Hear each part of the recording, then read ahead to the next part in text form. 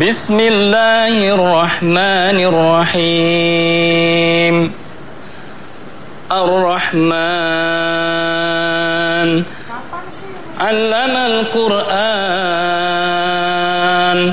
khalaqal insan,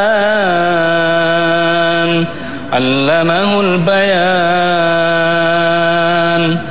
Asy-syamsu wal qamaru bihusban, wan najmu was-sajaru yasjudan, was-samaa'a rafa'aha wa wada'al mizan, alla tatghaw fil mizan, wa aqimul wazna bil qisti wa la tukhsirul mizan, wal arda wada'aha lil anam, fiha fakihatun wan nakhlu dhatul akmam,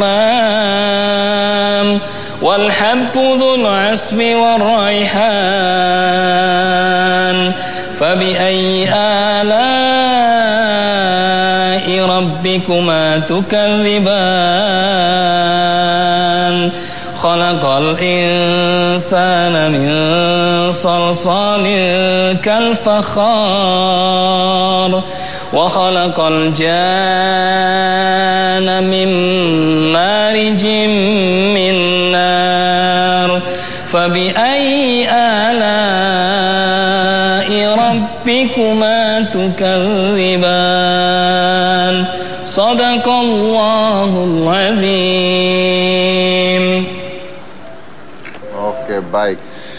Sini ada Soraya Larasati juga. Tadi saya lihat ketika dibaca, Anda juga buka Quran juga ya? Buka juga. Jadi ngelihat. Sama banget persis. Walaupun saya baru baca yang terakhir, dia udah Shadaqallahul azim. Oke, baik. Lebih lancar yang braille daripada Sorayanya. Sayangnya masih terbata-bata ternyata. Ini ada keistimewaan lain dari Quran Braille. Ada keistimewaan apa itu, Ustaz? Jadi kalau lampu mati juga masih tetap bisa dibaca ini. Iya. Iya, betul. Lampu mati ya masih bisa dibaca. Iya, hemat listrik. Jadi satu saat saya sedang beriktikaf bersama teman-teman. Semuanya baca Quran, yang lain menggunakan Quran awas, saya menggunakan Quran Braille. Pada saat lagi tadarus bareng-bareng, tiba-tiba lampu mati. Lalu semuanya berhenti membaca, kecuali saya masih tetap membaca. Itulah istimewanya. Jadi lebih cepat hatam gitu Pak ya? Iya. Iya benar-benar, karena begitu lampu mati, taunya lampu mati ketika mereka semua stop membaca. Gitu ya. Oke. Nah ini maaf Ustaz, ini buku Qurannya sama, yang diproduksinya sama? Sama. Oke, sudah berapa lama nih Ustaz? 27 ya. Saya mempelajari Al-Quran Braille itu sejak saya usia sekolah ya, usia SD. Memang waktu itu belum ada guru yang mengajarkan secara saya baru belajar secara otodidak saja sendiri gitu. Saya cari buku karena sebenarnya saya galau ya. Awalnya saya tuh galau sekali dengan adanya Quran yang awas tadi mana ya? Quran awas ini Pak. Oh ya, tadi sudah dibaca.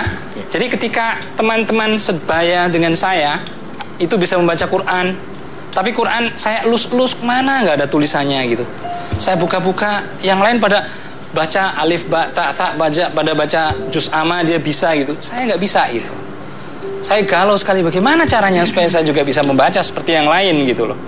Ternyata, alhamdulillah pada saat saya usia sekolah, saya menemukan ada buku panduan tentang belajar membaca Al-Quran Braille. Itulah yang kemudian saya bersyukur ya kepada Allah bahwa akhirnya sekarang saya menjadi guru, diantaranya adalah guru mengajar Al-Quran Braille gitu. Oke, jadi guru mengajar Al-Quran Braille. Oke. Dan tapi Ustadz pada saat itu menggunakan Quran dari mana? Waktu itu kebetulan memang masih ada Quran yang di braillekan, tapi masih dalam bentuk menggunakan termoform ya, bukan menggunakan komputer ya. Jadi awalnya adalah teknologinya waktu itu teknologi Jepang kalau tidak salah ya. Termoform itu bagaimana Ustaz? Jadi gini, kita tulis dulu di tempat yang menggunakan baja, ya kan? lalu ditempelkan ke plastik, plastiknya plastik khusus gitu. Begitu dipanaskan, maka dari plastik itu akan keluar huruf timbul. Ditempelkan di plastik begini, terus kemudian plastik itu akan nimbul sesuai dengan apa yang tertulis dibaca. Baik, jadi seperti dicetak gitu ya, cetak di plastik ya. Baik. Ini saya mau megang juga. Ini adalah Yayasan Raudatul Makfufin. Ya, itu ini adalah ini abjad braille Latin dan angka. Cara belajarnya Latin dan angka, dan di sini abjad braille Arab, syaki dan tanda baca. Jadi ini mungkin dibagikan kepada teman-teman yang tunanetra, pada orang-orang yang tunanetra supaya belajar juga. Dan ini ada contoh-contohnya juga ya. Baik, tapi Ustadz ini juga luar biasa karena dia ini mengajar ngaji bagi teman-teman yang tunanetra ya. Iya, benar. Nah, kita punya tayangannya seperti apa? Coba silakan.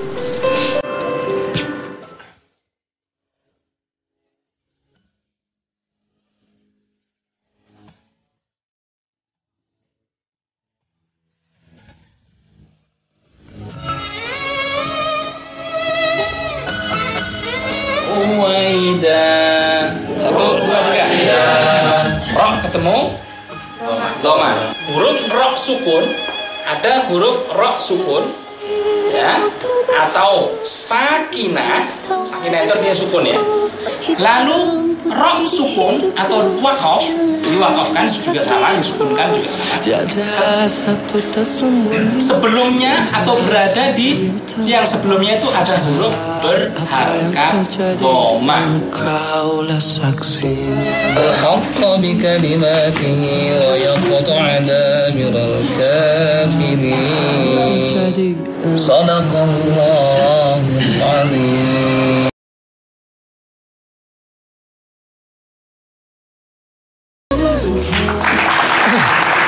Ini luar biasa nih Soraya, Ustaz Wijayanto. Kalau tadi kita lihat nih Ustaz ya, Soraya juga. Kalau kita lihat tadi ketika membaca Quran tersebut, jangan Quran deh, buku braille biasa aja gitu ya, mungkin lebih mudah ya.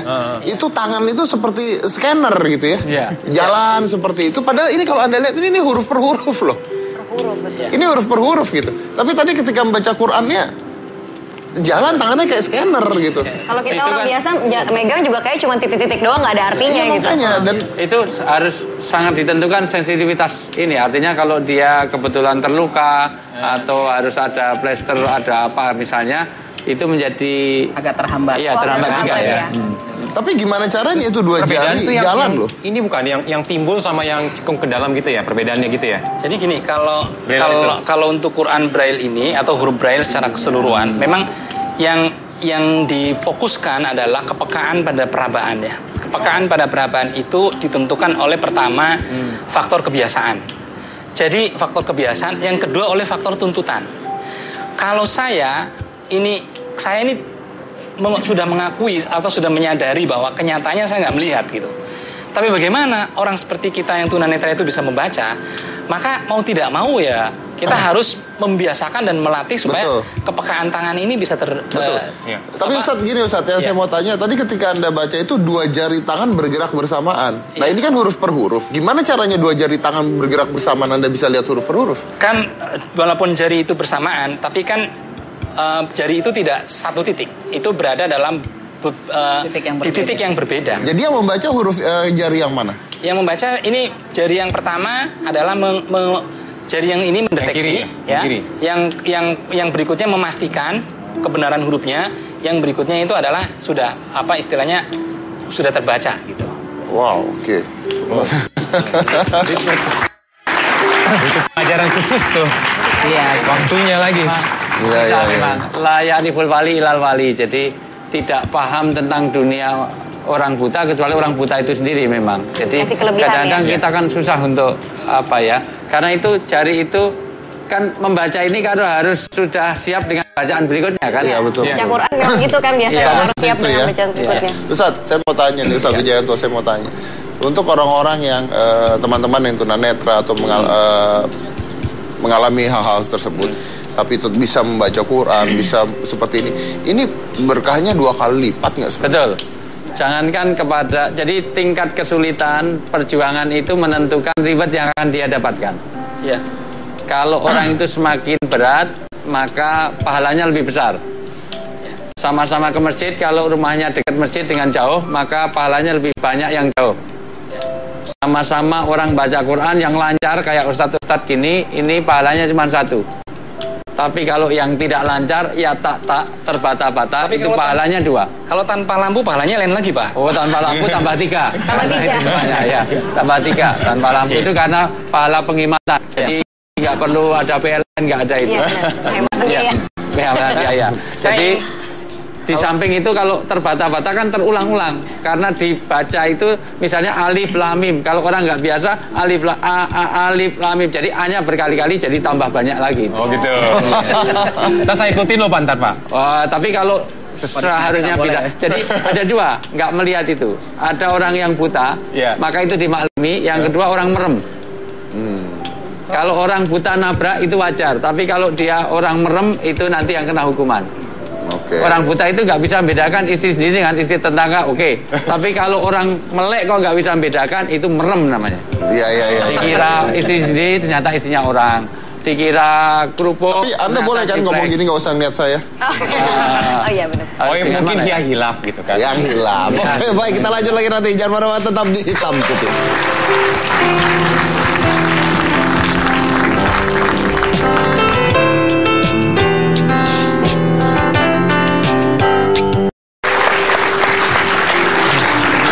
Kita kembali lagi. Tadi saya baca Twitter sedikit, itu ternyata banyak sekali orang-orang yang mengatakan luar biasa, katanya Ustadz Furqon ini ngebacanya aja lebih bagus dari saya katanya, dan banyak pujian-pujian sekali gitu ternyata. Jadi ternyata bahwa kekurangan ini nggak menjadi sebuah halangan ya. Sama sekali nggak menjadi sebuah halangan sama sekali gitu. Dan ini tadi seperti kata Ustadz Wijayanto bahwa berkahnya pasti 2 kali lipat gitu ya. Apalagi Ustadz Furqon mengajarkan orang-orang lain untuk hal seperti ini gitu. Berlipat ganda pahalanya. Sebenarnya masih ada banyak tunanetra, terutama di daerah-daerah yang masih belum bisa baca Quran ya. Ini juga sangat memprihatinkan sebenarnya. Itu mengapa saya terpanggil untuk betul-betul menekuni tentang Al-Quran Braille, karena banyak sekali gitu. Dan sekarang saya sedang berpikir bagaimana caranya agar ilmu tentang Al-Quran Braille itu bisa juga diterima oleh mereka. Mereka juga bisa membaca, bisa memiliki kemampuan untuk membaca Al-Quran gitu, sebagaimana kita gitu. Seperti itu. Oke, baik. Nah, ini dari Hitam Putih. Kita ingin menyumbangkan Al-Quran Braille ini untuk murid-murid Ustadz Furqon. Ini ada satu sebagai simbolis saja di sini, Ustadz. Terima kasih banyak, Ustaz. Mudah-mudahan ini bisa membantu ya, karena bisa memfasilitasi juga gitu. Amin. Nah, dari sebenarnya kalau buat Ustadz Wijayanto, kalau kita ngeliat ini, apa yang bisa kita pelajari, Ustadz? Pertama, kita itu kadang-kadang kurang pandai bersyukur ya. Untuk orang yang diberi kekurangan menurut di mata kita ternyata jauh lebih punya manfaat daripada orang yang punya kesempurnaan seperti kita. Tapi kalau boleh saya ingin sedikit mengkritik apa yang disampaikan oleh Ustadz Wijayanto tadi ya. Bagus kalau mengkritik Ustadz Wijayanto, saya setuju. Katanya kalau orang buta itu nggak bisa membedakan istri sendiri sama istri tetangga. Artinya gini, maaf ya. Walaupun kita ini buta, tapi kita punya perasaan-perasaan yang lain yang pasti itu jauh lebih sakti, lebih dahsyat dari sekedar mata penglihatan kita. Terima kasih itu. Tapi boleh saya tafsirkan, yang saya maksud tadi adalah buta hati. Jadi buta hati nanti dibaca dalam surat Al-Qasas ayat 46 bahwa orang itu yang buta bukan buta matanya tetapi buta hatinya, sehingga tidak bisa membedakan mana triplek, mana kerupuk tadi, mana semen, mana itu bukan pada makna yang sesungguhnya tetapi makna majazi. Karena di dalam Quran dikatakan sumum tadi, sumum bumun itu bukan orang yang buta matanya tapi buta hatinya. Jadi arahnya ke sana sebetulnya. Tapi betul, kalau tadi secara hukum orang buta nabrak itu masih bisa dimaklumi.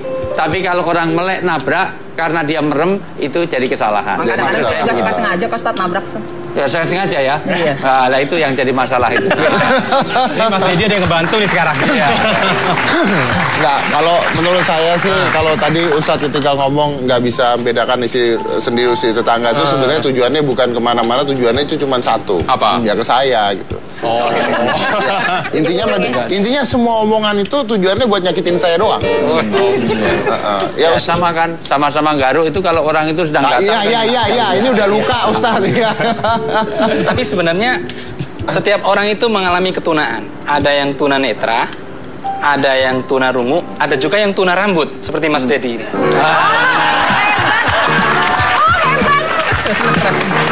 Pak, jadi Bapak ini mau front kemana? Ke yang ini, yang ke ini, Pak. Dari suara aja udah kegambar rambutnya kayak gimana ya. Saya kayaknya belakangan ini agak nggak bersekutu dengan ustadz-ustadz yang ada di hitam putih. Entah kenapa tuh selalu kena saya gitu ya.